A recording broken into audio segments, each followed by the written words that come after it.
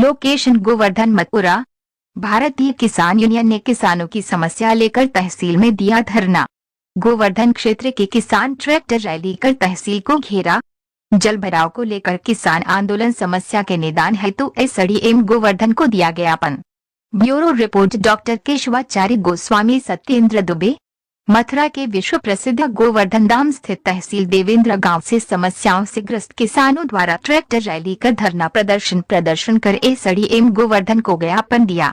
आपको बताते चले कि गोवर्धन क्षेत्र के किसान वर्तमान में वर्षा एवं जल भराव की स्थिति से बड़े व्याकुल हैं। चारों ओर किसने की फसलें जलमग्न हो गई है, जिसके कारण किसान भूखमरी के कगार पर आ गया है। चारों ओर जलपले दिखाई दे रही है, खेतों में आदमी डूबा पानी जमा हो गया है, खाद बीज मिल नहीं रहे हैं। गंभीर समस्या के कारण किसान ट्रैक्टर बैठकर ग्रामों से आकर गोवर्धन तहसील में धरना प्रदर्शन किया। धरने का नेतृत्व प्रदेश स्तरीय नेता बुद्ध सिंह, पूर्व प्रधान डॉक्टर केशवाचार्य गोस्वामी, सत्येंद्र दुबे के किसान नेता राजकुमार ठाकुर, श्याम सिंह चौहान सहित अनेक किसान नेताओं ने धरना को संबोधित किया। इस मौके पर हजारों किसानों भी sub division magistrate Prajakta Tripathi ने किसानों का ज्ञापन लेकर शीघ्र समस्या के निदान हेतु कार्रवाई का आश्वासन दिया।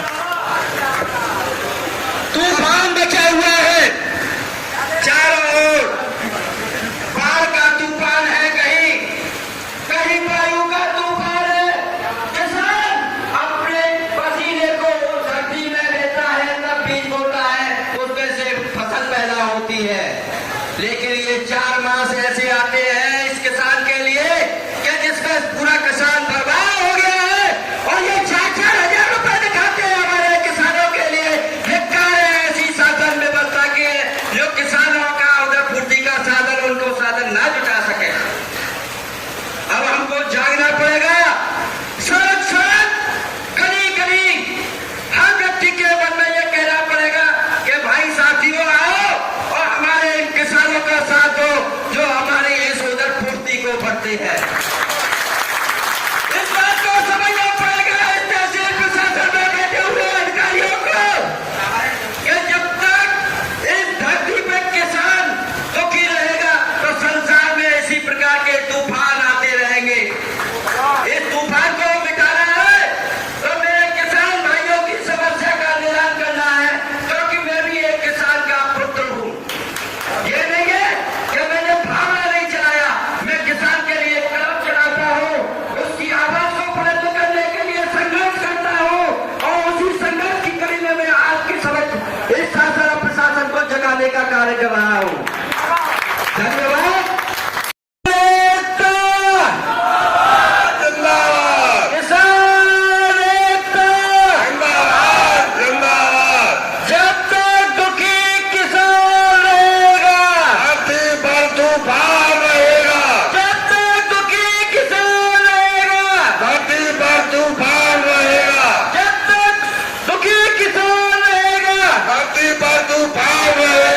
साथियों,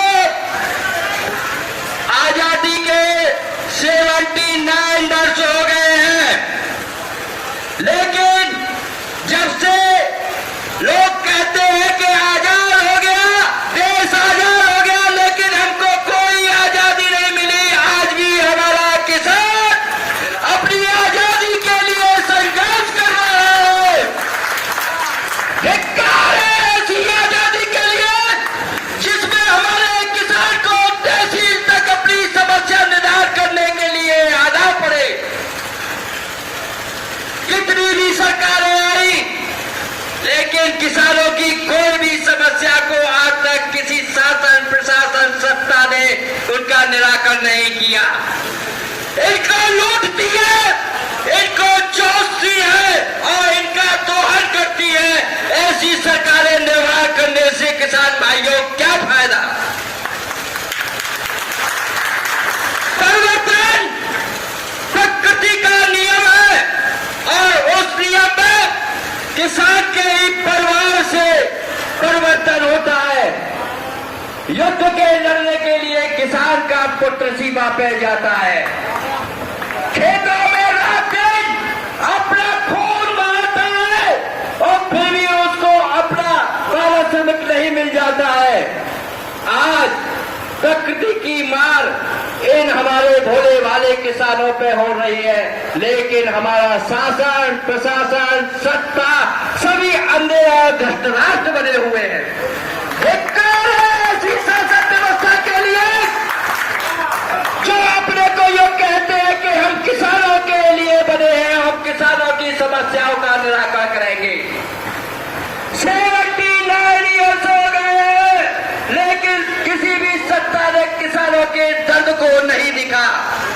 आज ये किसान अपने समय को त्याग कर और अपनी समस्या और बाढ़ग्रस्त इलाकों के लिए उस जलभराव को निकालने के लिए तहसील में आए हुए हैं, लेकिन फिर भी शासन प्रशासन हमारा अंधा बना हुआ है।